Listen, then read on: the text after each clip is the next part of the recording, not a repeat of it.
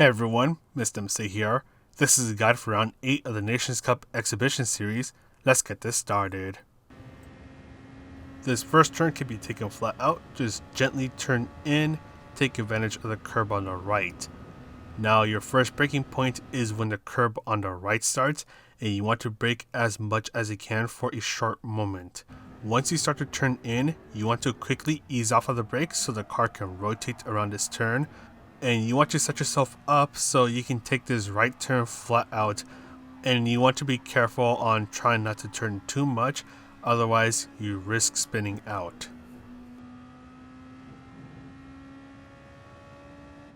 This right turn can be taken flat out. Bring yourself to the left and brake just before the grass on the left turns into gravel. Brake hard for a short moment, turn in, ease off of the brakes right away, and go down to second gear. The car will start to step out a bit, but quickly get on the throttle so the car can start to get stabilized once again. Go up to third gear before you hit the rev limiter. It'll take a bit of practice, but if you get it right, you can shave off a load of time by getting the car to step out just a little bit. But anyways, go through the S's flat out. You don't have to do anything special here. Then bring yourself to the left, and you're going to brake at the 125 meter mark. So this is in between the 150 and the 100 meter mark.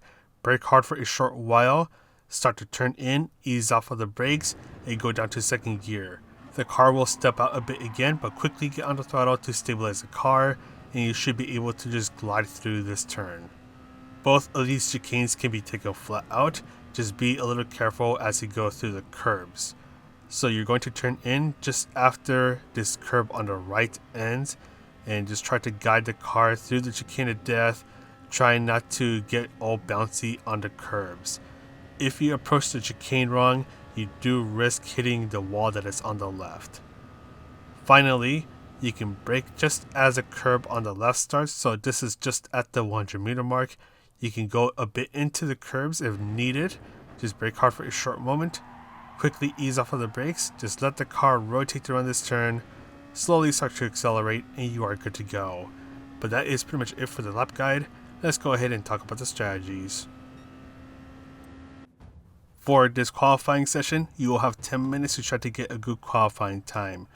This is a high-speed track, so slipstream will be important, and with these high downforce cars, slipstream will become even more important, as the lack of downforce under the slipstream will help you accelerate even faster, especially through parts like the main straight, the S's that lead into the second hairpin, and the part just after the chicane of death. So you want to make sure you get that slipstream just before you start your qualifying lap. You need to be within 3/4 of a second behind someone to get the slipstream from them. And please make sure you brake earlier if you are under the slipstream, since you will be going much faster than usual. So as you complete your qualifying laps, you can do the jump out and jump back in strategy, which is what you're seeing right now. This is where after you do 1 or 2 qualifying laps, you can press options, exit, and in the lobbies you press enter course, or on the race day itself, you press the qualifying button. So you can do 1 or 2 laps on a qualifying stint before you do that, or you can decide to just do 1 long qualifying stint, since the tire wear is not a big issue here. I do want to quickly talk about the slipstream or the dirty air. It's not too much of an issue. You can still go through the chicane of death at full throttle under the dirty air. You just want to be a little more careful about the angle you approach it so you don't end up hitting the walls.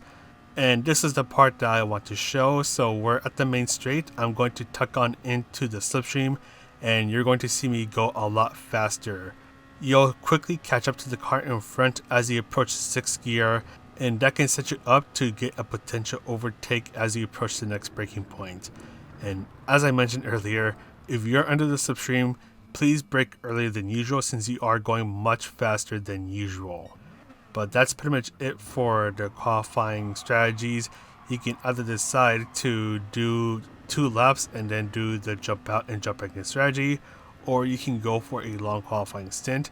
Whichever one you do, make sure you are under the slipstream so your car can accelerate even faster and shave off more time.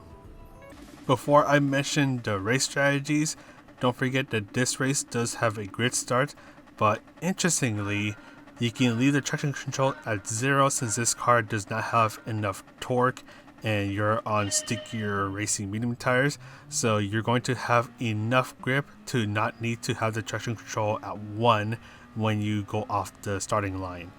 Of course, you can still have it at 1 just in case, but I just want to let you all know that you can have it at 0. Just be a little careful as you go through the first couple of turns since the cars behind you will be getting the slipstream, so they're going to be going even faster, so be aware of any cars that try to pull a sneaky on you. Your tires will also be cold, so make sure that you are a little careful yourself as you go through these turns as your tires start to warm up.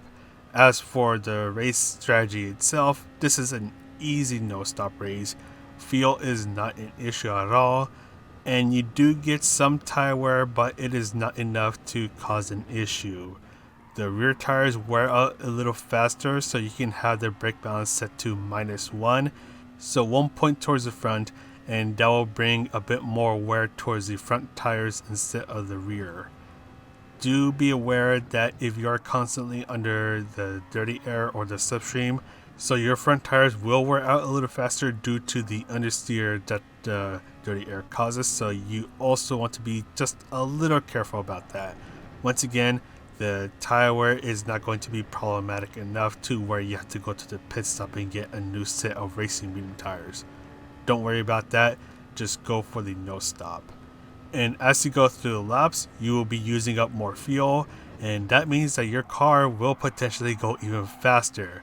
So you might get the fastest lap as late as lap 10, as you're going to see at the end of this clip. And as you see on the lap times, I got pretty consistent times. This was all done under clean air, so there was no one in front of me the entire time. But when you're racing with others, just try to stay in the slipstream because that will help you keep up with the rest of the pace. And if you all work together, you can potentially catch up to the front of the pack that way. But that is pretty much it for this guide. Once again, easy no-stop race. Don't worry about the tire wear nor the fuel. But I'm going to go ahead and sign off now. So this is Mr. CA, wishing you a good race, and I'll see you in the next video.